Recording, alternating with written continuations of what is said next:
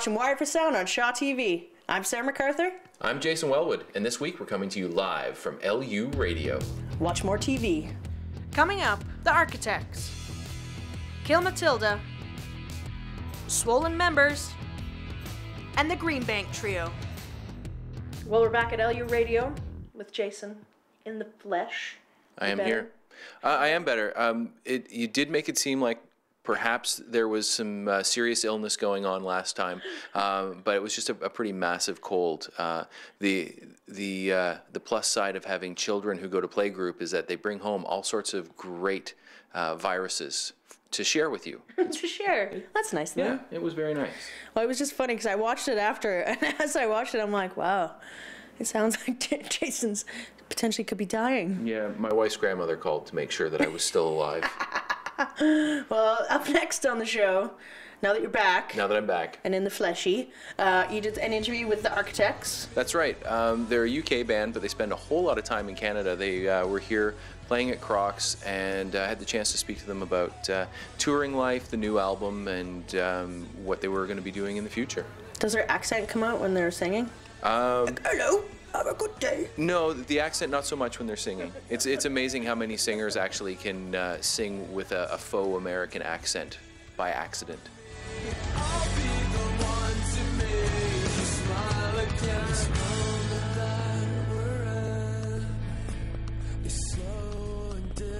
You guys are doing a headlining tour this time around. Have the crowds been a lot more rabid this time around? Yeah, it's been pretty good. Surprising in some places, like Saskatchewan was good, and you know, it's just been like better turnouts all around and better response to everything. Taking my word, I'd be your savior. Hold out your hand and lean upon me. 4 albums in, is it harder and harder for you guys to pick a set list when you're playing? Obviously there's some songs that people want you to play, but we're never going to play again probably. But not really, no. Because we want to focus more on the new records, obviously, and like not like the older stuff. So we just want to like concentrate more on the new stuff. So not really. So it's, a lot of the stuff is pretty obvious then, yeah, to you guys anyway. Yeah, I suppose most people know what we're gonna play, but there's a few here and there that you might not expect. Now, life on the road, you guys are doing a lot of touring with the album. Anything that you guys do in specific while you're in preparation to go out on the road? You stock up on tube socks or anything like that? Play a lot of football. A lot of Xbox.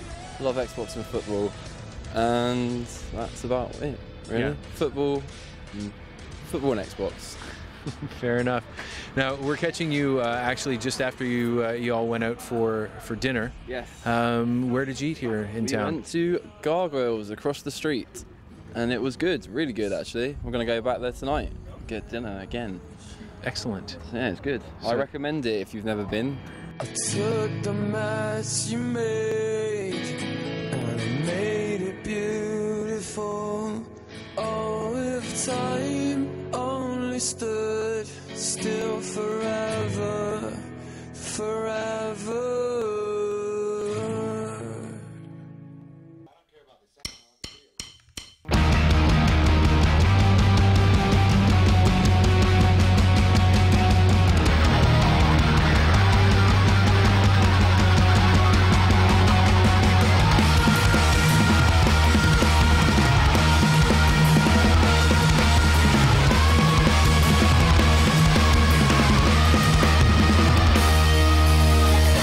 Destruction, yeah, we're the lucky ones. We suck the corporate dime. Cause you can take it, don't mean you're getting it. Follow the thin white line. This is Jim. This is Alan. This is Gas Station.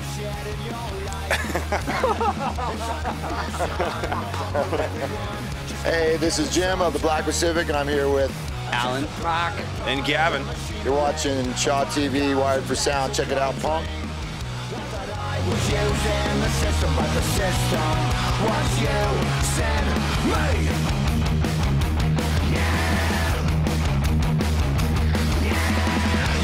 escape it, just go along with it. Hair Metal Halloween Birthday Bash for Mr. Jason Wellwood and owner. Alton Balek. Thanks for saying that. No problem. I struggle with it. I understand. You're getting older. It's true. It will be my 40th birthday on the 28th of October, yeah. Whoa, you're old. It's true. Just kidding. That's great. You're gonna have a hair metal. It's like, is it like a theme party? It is. It's a hair metal Halloween party, so come dressed in your hair metal best. You may very well see me with hair. It is a possibility. I'd go just for that. Yeah, fair enough. The local hard rockers Viper will be playing. They'll be doing a couple of 40-minute sets. Matt Prokopchuk, who DJs Glam Rocks here at LU Radio on Friday nights from 8 to 9 p.m. He'll be DJing in between bands as well. I believe Ryan Trush, who does Lipstick and Leather prior to Glam Rocks, will be in the house. So lots of music, lots of fun, prizes to be had for costume, best costume, swag, worst costume, lots of swag. Worst costume. Yeah, absolutely. How do you win that? I have no idea. Just come dressed normal? Yeah, it could be, yeah. Cool. So, and that's all happening at the Black Pirates Pub, a great venue in town. Love that place. Absolutely, yep. And that's Friday, October 28th. So if you're watching this after Friday, October 28th, you missed one heck of a party. And if you're watching this before Friday, October 28th, come out. Yes, Jason might not even be in the next show because he might be sick again. It's entirely possible. Mr. Impossible could do the most amazing things. For instance, he could jump over a house. Impossible.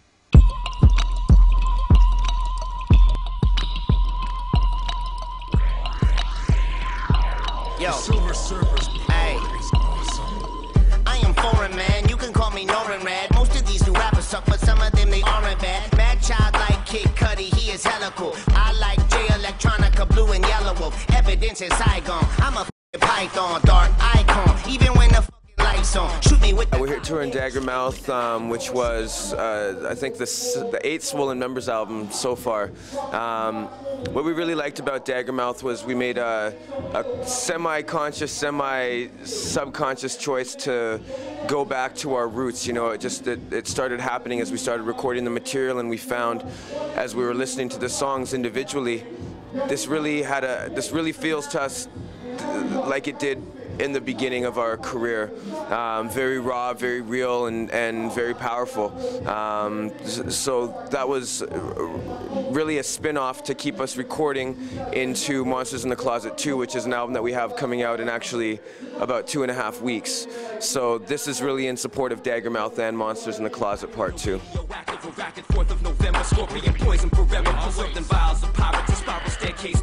Feel the web get tighter as the spiders enliven the silver surfer beside him, gliding through space in the infinite while the others stay limited. Rearrange a derivative, spit a rhythm like rivets and build a city in dream time. Inception like DiCaprio, your mind is the scene of the crime. Give me mine cause limited time is only allowed. So you know, Armed to the Teeth for Swollen, like a couple of our albums, was really an experiment. We always like to be able to do that, try to push the boundaries of what people know of us and know of our sound.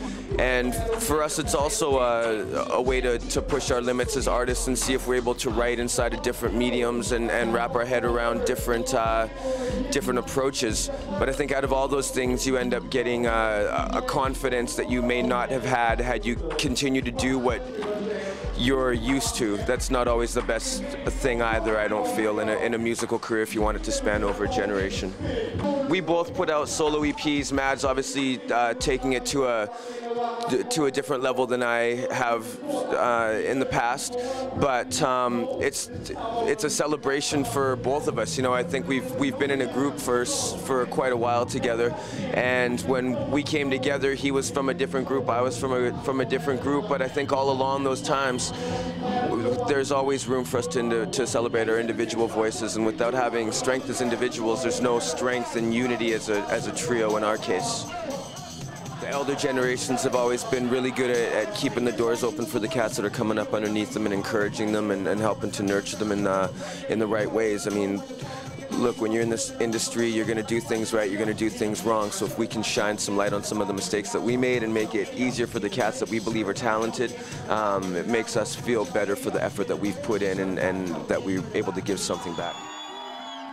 We're in a good place for the first time in a while. It's been, I feel that we're at a really nice pace, and now that Mad Child's sober and clear-minded again, it's really helped to propel the group in the forward position that we have been working on for so long to get to. We're coming to you from a non-specific graveyard because Jason interviewed a band, Kill Matilda. That's right. And they actually kill zombies. That's right. They are zombie killers. They are touring across Canada, killing zombies with the power of punk rock right now. They also happen to have a new album out entitled I Want Revenge, and they're bringing us the music and saving us all from the zombie apocalypse at the same time. We appreciate that. We do.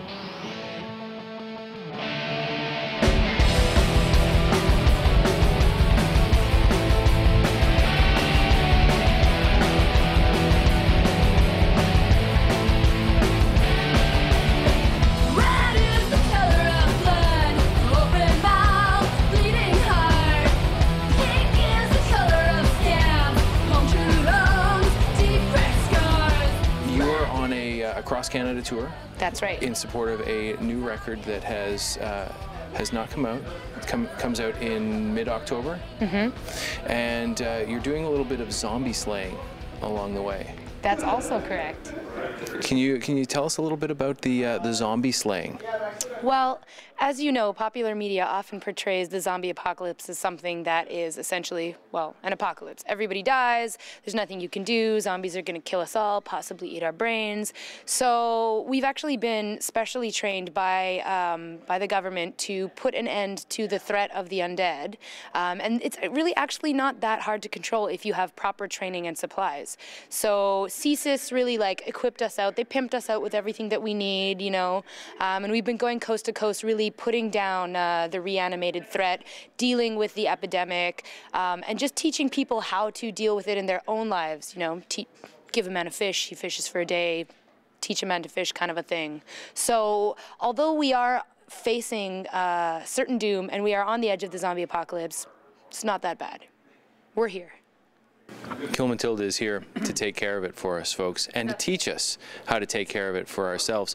Now, will there be a Kill Matilda guide to zombie slaying at some point, a handbook, if you will? Yeah. She's working on one as we drive across the country in our glorious van. Yeah, we did hope to have it done by now, but, you know, just things get in the way, zombies to kill, guts to clean up, right? Drinking. So drinking to do, boobs to sign, what can I say, you know? You signed so a face yesterday. I did sign somebody's face right across the mouth and then on the forehead. I'm wondering what that guy's going to be thinking when he wakes up today.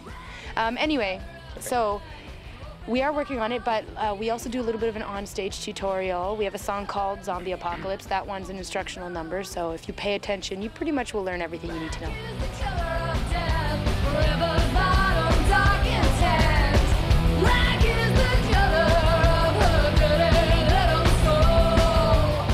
The new album comes out mid-October, and it's called I Want Revenge. Yes. And how long have you been working on I Want Revenge? Is this your first full-length record? Would you like to answer that question? Yeah, it is the first full-length record. We laid down tracks about a year ago, probably a bit more than that, in Vancouver, and yeah. Yeah, that's okay, go on. Am I missing parts of the question? I forgot what I said and what you asked already. So just to add to what our drummer Tacos here said, we did actually record this album over a year ago, and it's been a really long time in post-production because we chose to record it at the Nimbus School of Recording Arts, which is a school that's owned and operated by Garth Richardson, the famed producer behind such acts as Kitty, Hole, Rage Against the Machine, Ninja Spy, who are also from Vancouver. So we were lucky enough to be able to get in there and to use their top-of-the-line gear and get some of their best students helping us out with the record. But as far as students go, you know, we weren't their only project. They had a lot of stuff to work on, and also we really wanted to make sure that the record sounded exactly right. So we took our time with it, and we wanted to make sure that once it was done, we released it at a time that was the most productive for us to be able to tour in support of it. So you can actually buy the album here at our shows. Like at each show we're selling the album, but the official release is not until October. Our original lead guitarist, Marlene Lau, was in Montreal, so she was playing with us while we were out there. Dave was playing with us while we were in Vancouver, and Marlene was gone. And she can't go on, you know, she couldn't come on tour, unfortunately, due to death by zombie bite. Right. So now we got Dave again. Marcus was living in Vancouver as well, so he wasn't in Montreal. But while Michael and I were there, actually, Michael, who's our bass player, who is, he's taking a nap right now. He's resting up to rock your face off on stage. We're hoping that he's just napping and it has nothing to do with zombie bites. Yes. Yeah, no, don't worry. He rocks so hard, you will see why he needs his rest. Oh, you will see.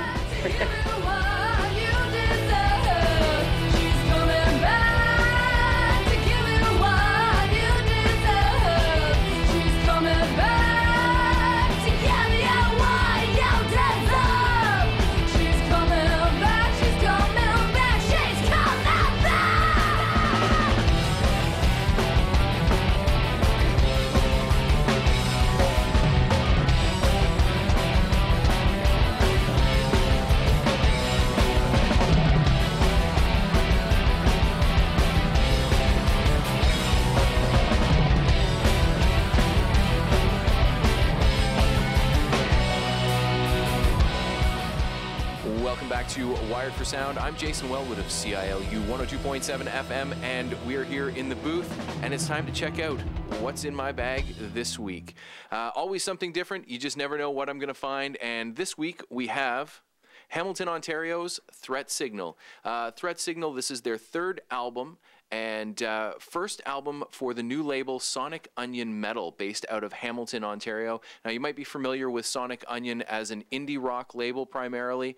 They've branched out and started a new sub-label called Sonic Onion Metal, and new Threat Signal, also available outside of Canada on Nuclear Blast. Very good melodic metalcore sound to the band. Their Definite Road Warriors have toured all over the world, and this is a fantastic record, and it's self-titled, so brand new Threat Signal is the first thing you guys should check out this week. Next up, reaching in, we've got something special. I think this is the first time that we've pulled vinyl out of the bag, and this is another band that has been in town a few times. This is Matador Sunset by the Warped 45s, which is their brand new record.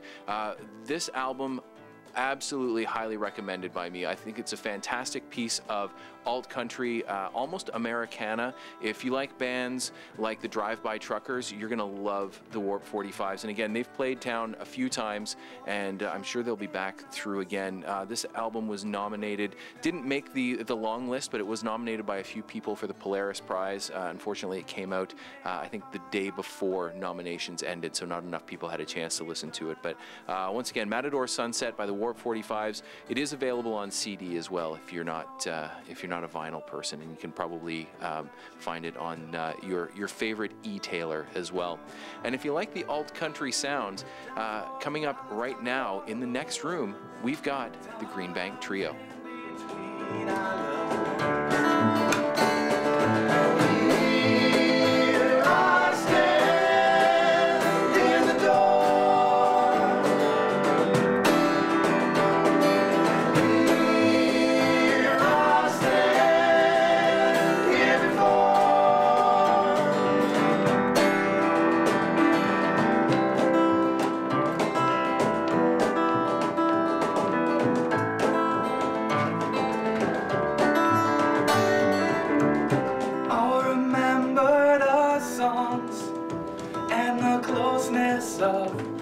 Our souls, our bodies touched, and now I know that I need your love to grow. Looks like these days are changing. You have opened up your heart just in time for me to see you drop your glass and walk.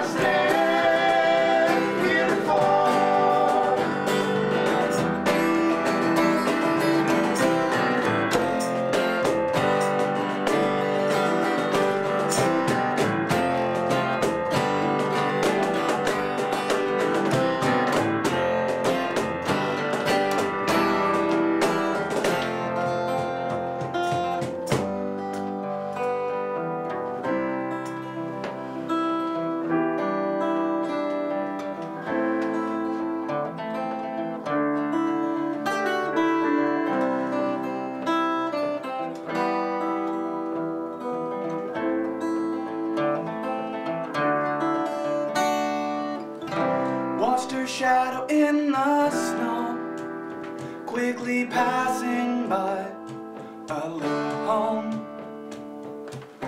May I find my way home with you by my side alone.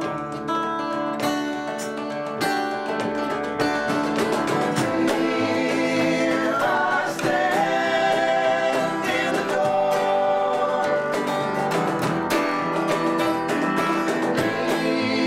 Here I stand here before.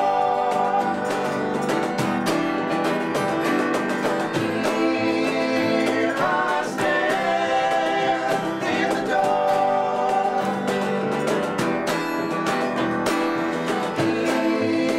Here I stand here before. Who you just heard, just playing on your TV sets, was the Green Bank Trio. And they're all huddled together quite nicely on this little step in front of LU Radio for you guys. And just so you guys are thinking, trio, there's 4. I know you're thinking that, but deal with it, okay? So we got the Green Bank Trio. Why don't you introduce yourselves, first of all? Start here. I'm Craig Smith. And we'll go up here. I'm Jim Breslin. I'm Chris Lamont. I'm Luke Blair. Right on. So you guys are, you guys all formed together in Thunder Bay, but you're not from here. And you're just telling me about a little interesting story about where the name Green Bank came from. Tell me about it. I think it was you that lives kind of close there, from there. I live in this little town called Green Bank outside of Oshawa, and we all met in high school, and we kind of started playing music in this little town that no one's ever heard of. So when we were thinking of a name, we just kind of figured, well, no one's ever going to hear Green Bank, so let's go with Green Bank. Very Simple cool. as that. So you guys all went to the same high school? Is that what you said? Just of us did. You 3, and then you're from Belleville? That's right. Right on. And how did you get in the mix? I came to study music at LU, and all these guys happen to be here, so that's how I joined it. Very cool. So I guess the question I have right off the bat is, the 3 of you all played together in high school and all came up here together. Was that, were you all sitting around in the cafeteria one day and said, you know what, I'm going to go to Lakehead? And then the other 2 said, yeah, we're going to go too, so we can keep the band together. No, I don't know. Sort of, in a way. Jimmy was kind of the catalyst of it all. He started it off and went to LU like 5 years ago? 5 years ago, yeah, for classical guitar. Myself came last year, and then Lucas is first year this year.